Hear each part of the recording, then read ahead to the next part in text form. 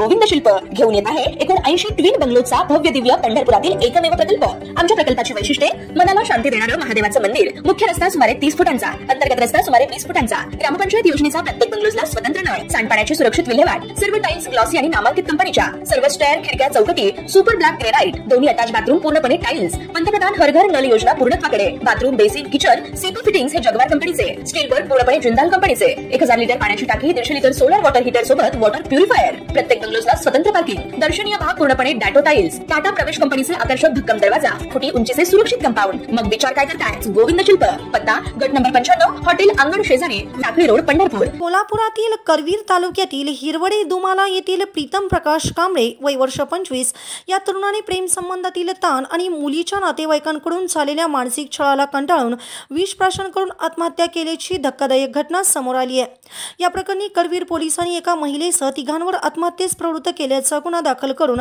त्यांना अटक केली आहे। या घटनेने परिसरात मोठी खळबळ उडाली असून ग्रामस्थांमध्ये संतापाचं वातावरण निर्माण झालं आहे।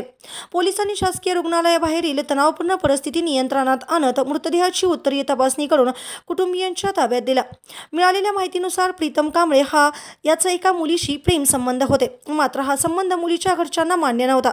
त्यांनी या संबंधाला वारंवार विरोध दर्शवून प्रीतमला समज देत मानसिक ताण निर्माण केला होता।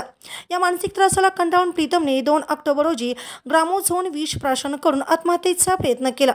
गंभीर अवस्थेत त्याला CPR रुग्णालयात दाखल करण्यात आलं होतं। उपचार सुरू असतानाच काल शुक्रवारी पहाटे त्याचा मृत्यू झाला। प्रीतमच्या मृत्यूची बातमी समजताच त्याचे नातेवाईक आणि ग्रामस्थ मोठ्या संख्येने रुग्णालयात जमले। प्रेम संबंधाला विरोध करत मानसिक त्रास दिल्यानेच प्रीतमने आत्महत्या केल्याचा आरोप नातेवाईकांनी केला। तसेच आरोपीवर तात्काळ कारवाई करण्याची मागणी करत त्यांनी मृतदेह ताब्यात घेण्यास नकार दिला। त्यामुळे रुग्णालय परिसरात काही काळ तणावाचं वातावरण निर्माण झालं होतं।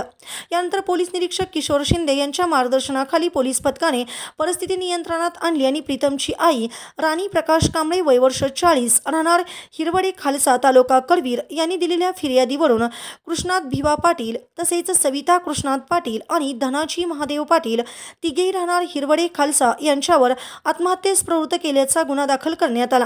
फिर्यादीनुसार तिन्ही संशयितांनी मुलीच्या प्रेमसंबंधाचा राग मनात धरून वारंवार प्रीतमला मानसिक त्रास दिला होता। या त्रासातूनच त्याने आत्महत्येचा टोकाचा निर्णय घेतल्याचं नमूद करण्यात आलं आहे। पोलिसांनी काल शुक्रवारी रात्री तातडीने कारवाई करत संशयितांना अटक केली।